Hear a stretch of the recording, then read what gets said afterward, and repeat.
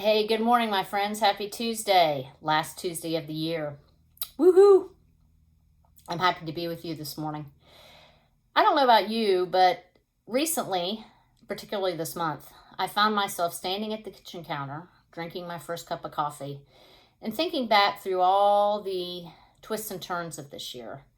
This year, although it's just been 1 year, has felt like 2,000 years crammed into one. And so I've gone back to the things that have taken place this year, most of which I never, ever anticipated. And I found myself being mistaken as to when they actually took place. For example, random occurrence. I thought, that didn't that take place when I was a teenager or when I was a young child? And then I was reminded, no, it took place this year. And that's what this year has done for us, hasn't it? In my life in particular, love. My ability to love myself, and then, of course, love others. My ability to acknowledge, accept, and embrace the love that God has for me, as seen through his son Jesus. This love was taken from a child form and catapulted into more of an adult form. The maturity of the love that I was able to possess and give out was really developed in me in ways that I never ever imagined. It was kind of put in the fire and stripped down and then returned back in a much more solid form. And I'm really grateful for that. That's been perhaps the greatest gift that I could possibly imagine. And as we know, if you believe in, pray to, have God in your heart, the gifts that you get in return are more than you could have ever imagined, immeasurably more.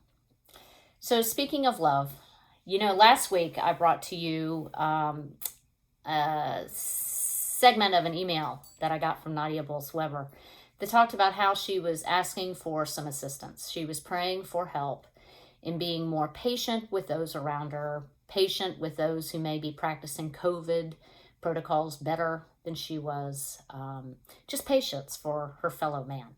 And when we really get down to it, like we learn in that verse in Corinthians, that patience and kindness all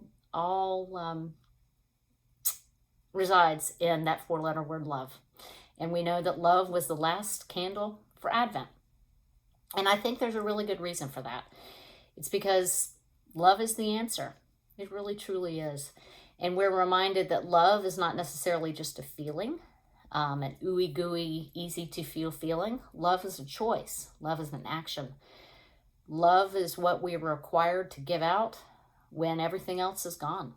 Love is what we are asked to give out even when it's hard.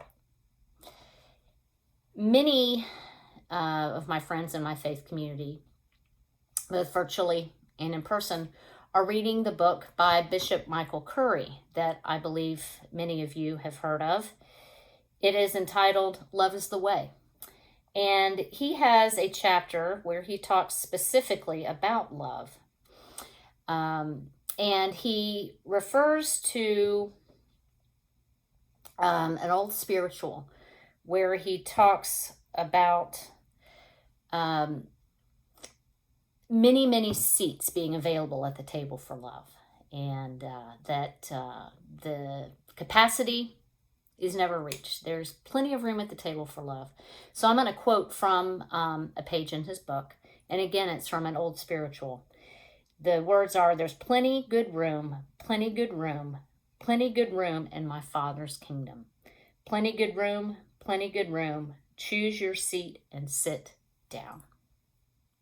A couple pages before that, Bishop Curry shares that love is an equal opportunity employer. And that really struck me, especially this year where so many people have lost their jobs. So many people have struggled through the ups and downs and all arounds of unemployment.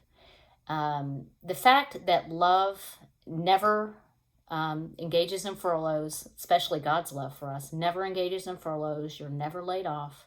He will always love us. And that permanence, that permanent position of love he has for us is really what we can rely on and draw from in our ability to permanently love other people.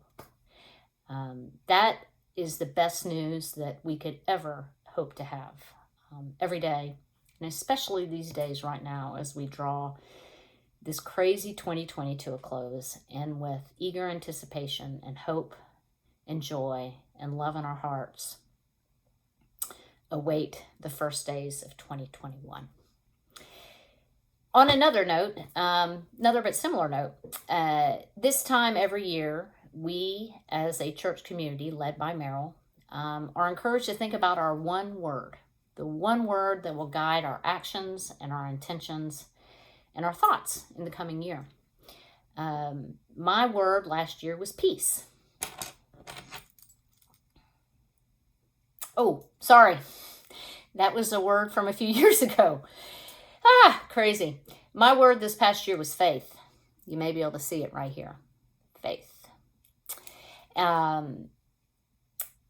So I will be coming to you next week with what my word for 2021 will be. I'm not quite sure what it's going to be, but it will be a continuation of the theme of faith, what all goes into faith, another component of faith, because that is another area that 2020 has strengthened for me and gotten down to just the core and strengthened up from there.